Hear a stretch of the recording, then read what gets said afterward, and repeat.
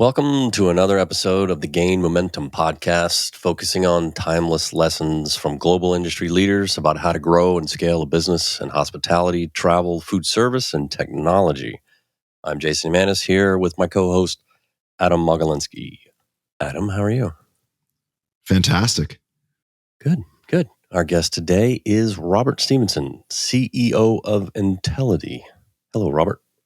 Hey, guys. Thanks for having me. Take it away, Adam. So, Robert and listeners, our format is we're focusing on timeless lessons, focusing a little bit on the here and now, but mostly what everyone can learn from very experienced business leaders in hospitality, travel, and technology.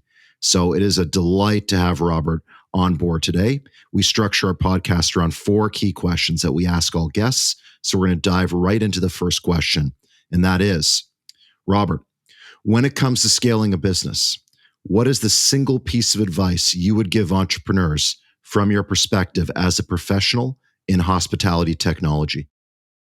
Great question. Thank you, Adam.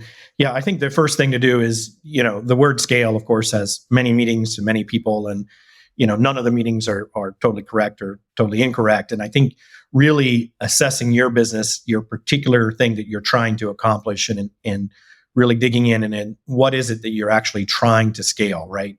What is it? Is it a piece of unit economics that is your sort of special formula that operates your business and drives growth, or drives, your go-to-market, or drives a particular aspect of your business that you believe is going to carry you forward? But to really go in and figure out fundamentally what is it you're trying to scale, right? Because you can attack scale in many ways, right? There's, obviously scaling up your footprint in a marketing or go-to-market context. There's scaling up and from a tech or a tech platform, sort of components, and building up and building efficiently there. You can scale, of course, in your core business. What is the core thing that you're selling and the unit economics around that. But really, as an entrepreneur, to really assess, hey, I'm ready to scale. I'm probably past some early stage of just trying to figure things out, get a few customers in, and I think I'm ready for scaling. But really trying to tear apart your business and really think about it holistically about what is that you're actually trying to scale. And then backing into that, right? And I suggest this pause and this sort of, self-reflection before going, and perhaps it's, might be raising some capital to go scale more quickly, get some venture money or some private equity money to go scale more quickly. There's plenty of folks out there that are excited about businesses that are pre-scale and ready to scale, but have that self-reflection and, bring in outside people, right? Ask your staff, go and talk to some of your customers and make sure that the component, the part of the business that you're trying to scale and scale up is indeed, the key thing that's going to help you and help you grow in the long run, right? It's kind of awful to go in and, hey, we think this is what it is, and we think this is our secret sauce. And then 2-3 years later to realize that you put all this effort in and your business is really no better. Maybe it's grown a little bit, but not in the way that it potentially could. So there's this kind of mentality around startups or younger companies of bootstrapping and the lean startup and kind of this aggressivity and move quickly, break things, all the sort of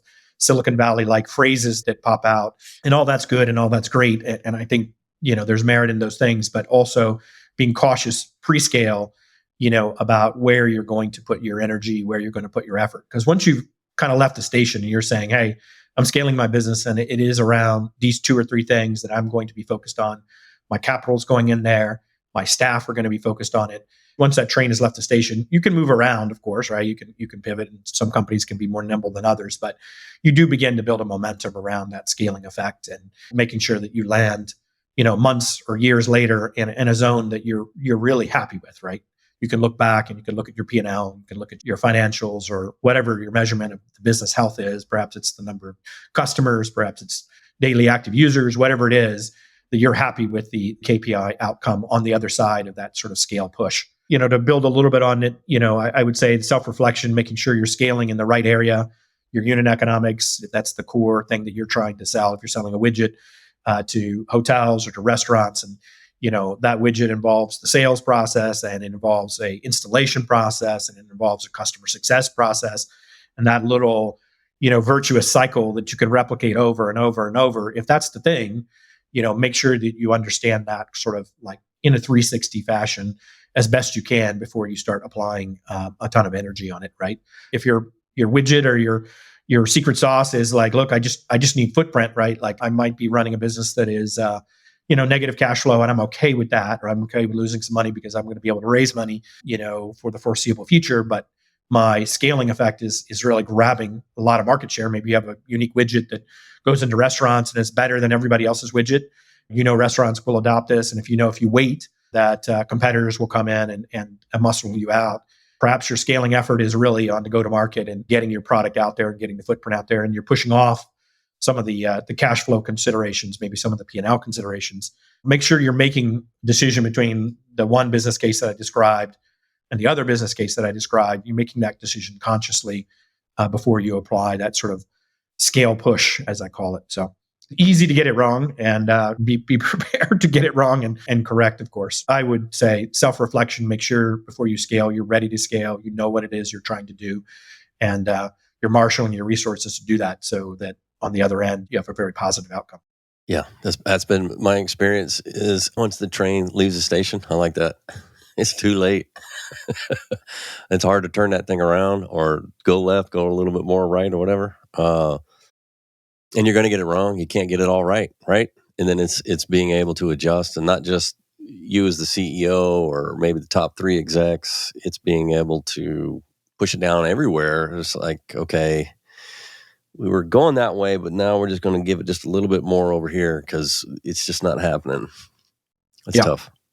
Once if you've got a team of, above 20, 30, and you've got the entire, tree of all the way out to the leaves of everybody moving in the same direction on a scaling process, it is hard to change that momentum, right? The outer leaves are not going to get the message even if you change. You can get up and have an all hands and be in front of everybody, but if they're already marching in a certain direction, they've already got customers moving in a certain direction, or they've got processes moving in a certain direction, unwinding that takes time, right? So, but be prepared, right? Like you're probably going to get it wrong a little bit, and like you said, tweak it, and try to adjust and be pretty quick on that, because once that train has got the momentum, it's hard. I'm going to pick out one little thing from what you said, talking about negative cash flow and sort of to dominate the market, or the grow or die mentality. When do you know to switch? How do you know when to change goals to really focus on getting that positive cash flow? Yeah, it's a great question. And it's unique to every business and unique to every entrepreneur and management team, right? You're in negative cash flow, unless you're funding that yourself, you're probably taking on, equity-based funding or debt-based funding. And that's obviously going to dilute your future value.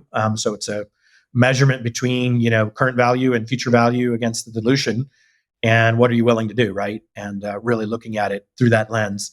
It's difficult in the moment, right? You're looking at something and you're like, you really believe in it. You've got a lot of passion and you've got negative cash flow, but you believe you can dominate a market or get out in front of competitors, or perhaps gain enough market share that you can partner with some bigger folks, and that will propel your business into a second phase. All of these are very valid strategies. I mean, all our giant tech companies basically started in this way at one point.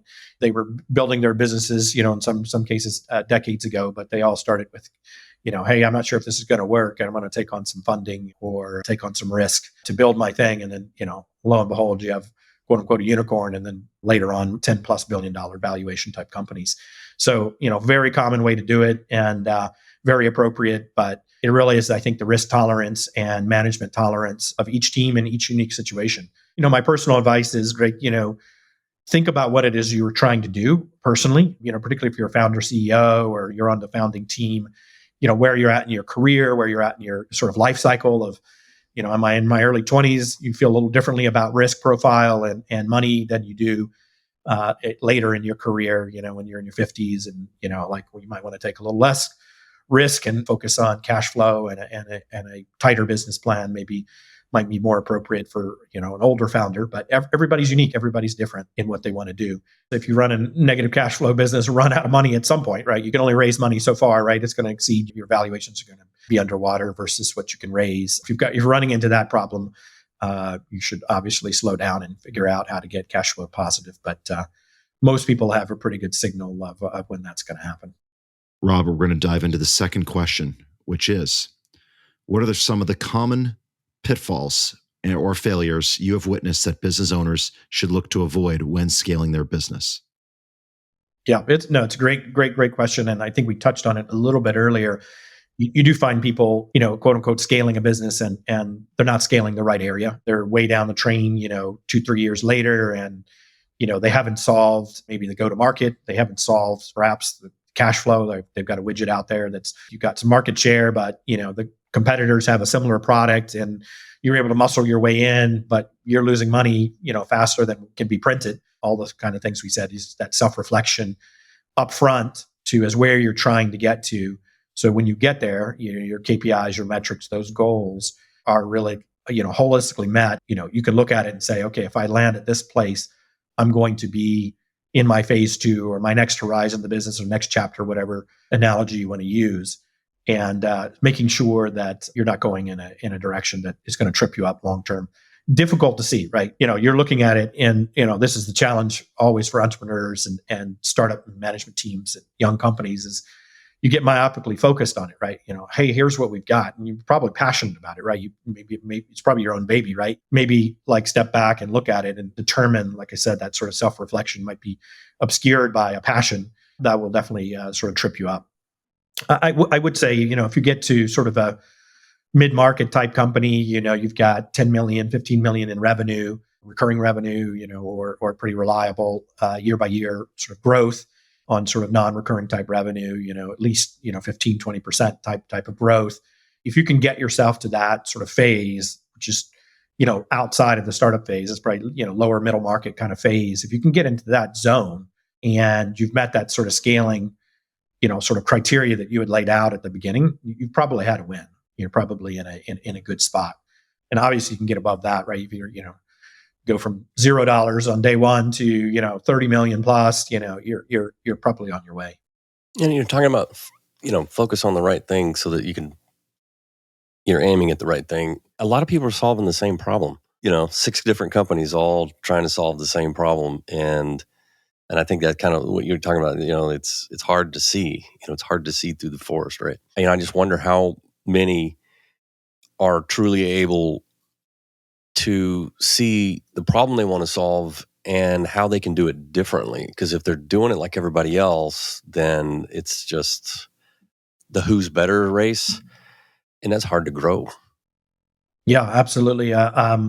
Myself personally, in my career, spent a lot of time on competitive analysis. I would say in restaurant tech, hospitality tech, it's a friendly, sort of cooperative competition. Most of the tech companies in this space or INTELITY, we have to integrate with one another. There's not a hotel on the other side or, partner on the other side that's going to be like, well, we just want INTELITY and we don't want a PMS, right? That conversation doesn't ever happen, right? So you need to be friends with everybody, but at the same time, you need to study them, right? And I would say outside of hospitality tech, the same advice, right? If you're out there doing whatever your widget is and you feel like there's competitors, point competitors or more full direct competitors, in your space, I definitely would advise studying that, trying to figure out what they're doing, follow them on Crunchbase, follow their website, sign up for their newsletter.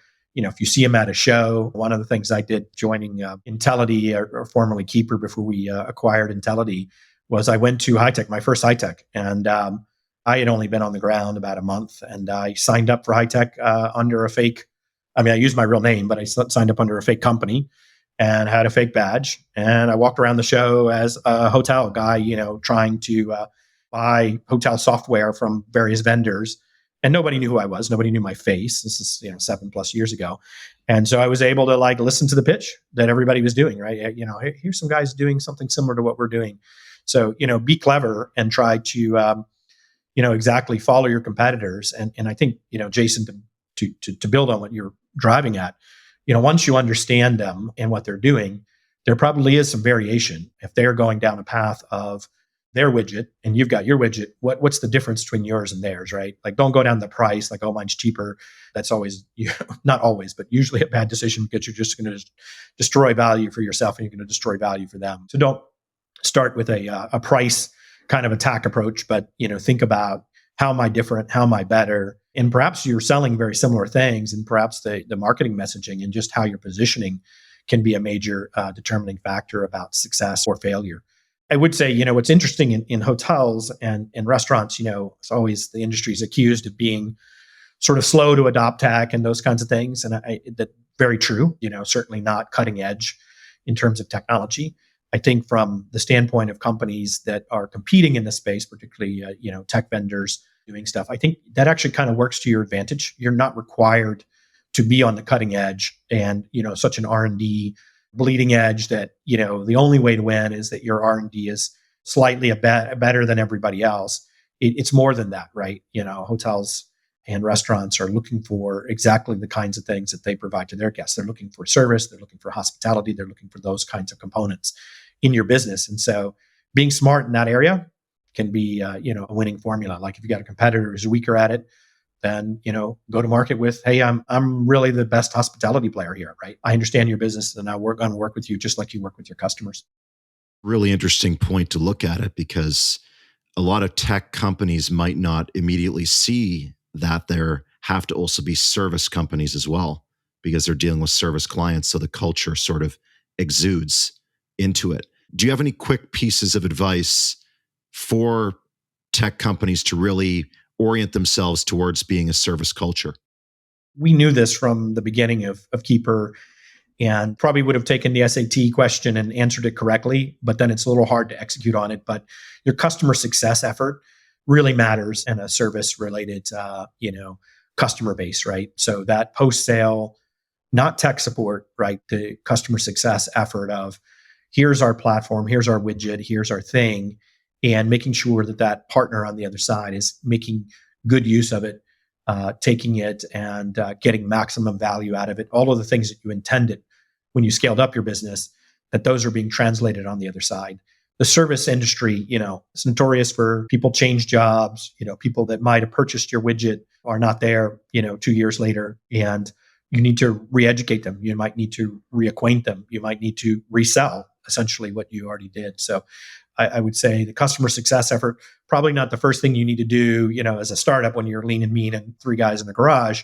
But when you get to the scale level, if you're forgetting about customer success, I would say it's going to be very hard in a service world to be mindful of your customer. Robert, on to the third question here. Talked about the common pitfalls. Now we're looking at the opportunities. So what do you see as the key opportunities and challenges for hospitality technology companies in 2023 and beyond? Yeah, it's a great question and something we think about all the time. I would say, the question we talked about before, we talked a little bit about hospitality tech being not necessarily cutting edge R&D, while we see, Chat GPT and all kinds of AI stuff out there making headlines on TechCrunch and, the Wired and all these kind of places. All that's great, but, it's not necessarily a application that is needed in an immediate full effect in hotels. There's time, right? There's plenty of things that can be done between now and when there's an AI bot running the front desk, virtual front desk or something like that in the future, right? Those things will come, and those things will come in other industries, frankly, faster and more quickly, and that's okay. So I think, as an opportunity for hospitality tech companies, that is it, right? You have time to develop and take what we talked about earlier, what's your unique differentiator, what makes your widget special, and you have time to work that tech and product angle in a way that is effective. You're not under the extreme pressure of, hey, I got to be first to market with my VR thing, or I got to be the first to market with my cool Chat GPT, AI based, the movie Her, assistant that walks around with me all day long, right? You're not in that kind of rush, which is a very different kind of rush, right? So take advantage of that. I do think, obviously you should put time on new R&D type things, you shouldn't ignore them, but relieve yourself of some of that pressure. And then focus really on the thing that benefits to, hotels, restaurants, and, sort of generally in hospitality. They're trying to solve pain points day in and day out. Those pain points do change. They changed after the pandemic. They're changing even now.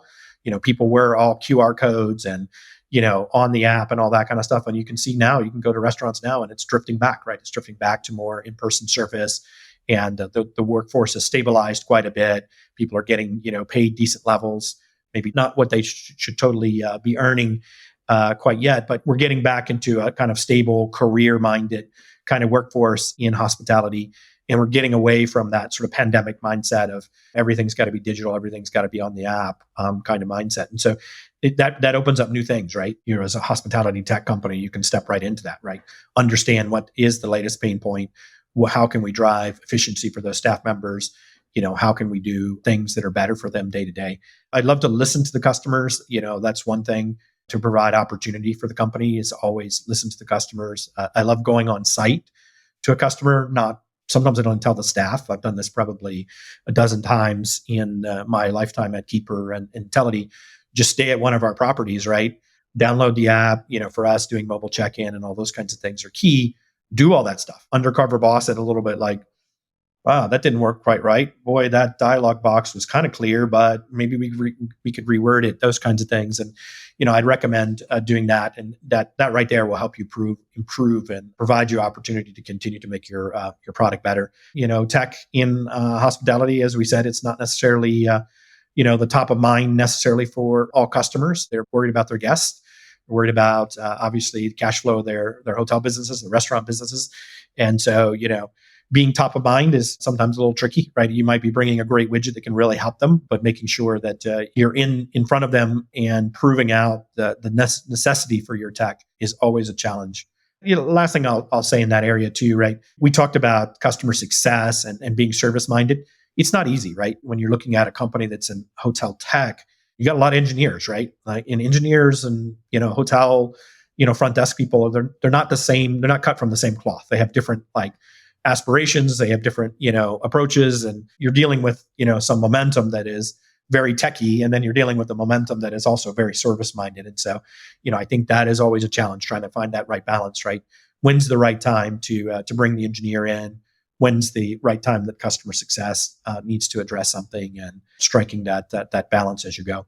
Yeah, I wonder how many applications need to spend time refamiliarizing their clients with their application versus cram ChatGPT in there. I would say probably we expect to revisit our customers and kind of re-educate them, particularly the top ones, on a pretty recurring basis, right? QBR, kind of style, like check in, make sure that you're visiting them. Make sure that, because on a large, like one of our large casino resorts, I mean, there's hundreds of people working there, right? Many of them will be touching our application, using our product. And if you're not on top of the change in that, and just in that flow, right? Out of those, 500 people, 100 of them changed in the last 6 months. That right there, 20% of people don't know your product, perhaps. And then so you do need to be on top of it with regular engagement. You talk about the intersection of staff changing and engagement, and I'm wondering if you can speak to how technology specifically can help with staff engagement and staff retention. Yeah, I think a lot of hospitality tech companies in all the different forms, that's one of the things that I think everybody tries to get to is like, look, my application can be really great at checking people in or doing some upsell or perhaps, managing the staff calendar or whatever, right?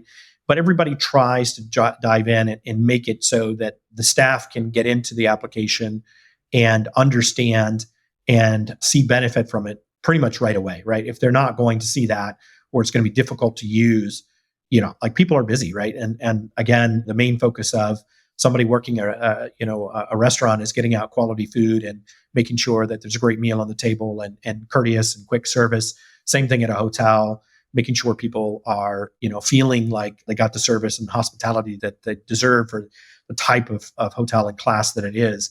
I'm not really interested in messing around with your weird software, right? If you're going down an approach of selling almost anything, the staff have to be able to understand it and use it and be effective with it. And if you achieve that and you make their lives easier, right, that is huge, right? Like, oh, wow, I was able to offset some part of my workday through this piece of technology, or I was able to make my guests experience better through this piece of technology.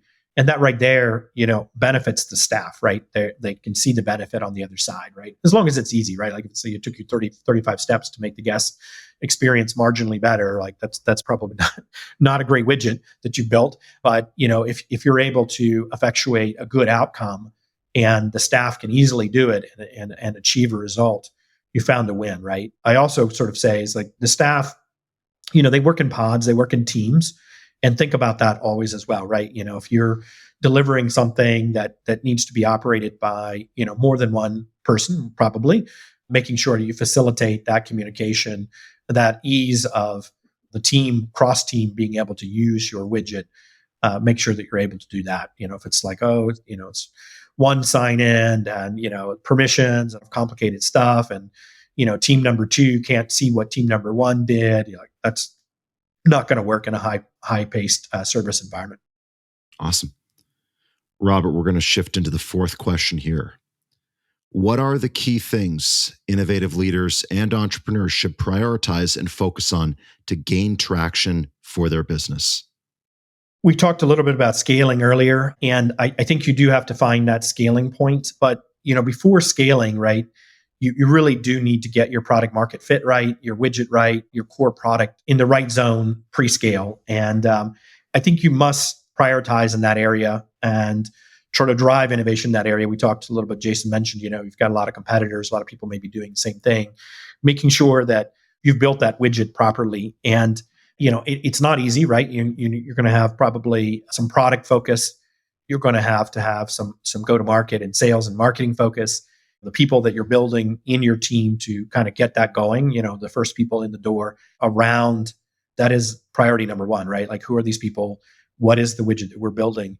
And making sure that you really get that right. And being really, mindful of pre-scale, right? Look, I've got this team and this team can scale up, or maybe this team can't, right? And so prioritizing that careful mix of your minimum viable product, if you want to call it that, your sort of lean product, and the people that are building it, and then the next wave of people that are going to need to potentially scale it up. I would prioritize and focus on that almost right away, right? That's where you've got to start. If you fail on the people side or you fail on the product side, there's nothing to scale at the end of the day. You might set up something to scale, but nothing's worse than, we got a great product, but that foundational team that we put together isn't all bought in on it, or they're fractured, or, Joe believes we should be over here with the product and Sally believes we should be over there with the product.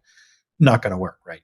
And flipping it around, Joe and Sally might be perfectly aligned on the product, but the minimum viable product doesn't have a chance in the market because, it's very similar to competitors. You're going to be everywhere and nowhere, right? So prioritize on those things. I think as you mature the company, the focus does change. We talked about scaling quite a lot at the beginning. If you're the CEO or the founder, your focus is going to shift more towards the people. It just has to. You're going to be, big picture strategy, probably involved in various tactical areas as you mature the company, but you have to hire people to do those things, right? You can't be involved in every tech support call. You can't be involved in every customer success call. You can't be involved in every product meeting.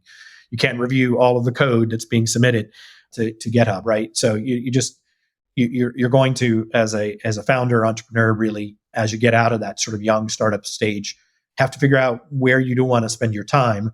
And then the rest of the time has to be on managing the people that are doing the other parts, right? So maybe you're a techie kind of person, stay with the code, stay with the engineers, but leave customer success, sales, and go to market to strong leaders that you're watching them, you're working with them, but you're not in there doing it. And then as you get bigger, like you get to, the scale of multi-hundred people, it's all about the people, right? It's your management team. You're going to be setting some big strategy. You're perhaps going to be coming in and changing direction, those kinds of things, managing the board, maybe managing investors, those kinds of things. But your focus is going to be very much on your management team and guiding them and providing them appropriate incentive, appropriate admonishment as needed, to really steer the ship.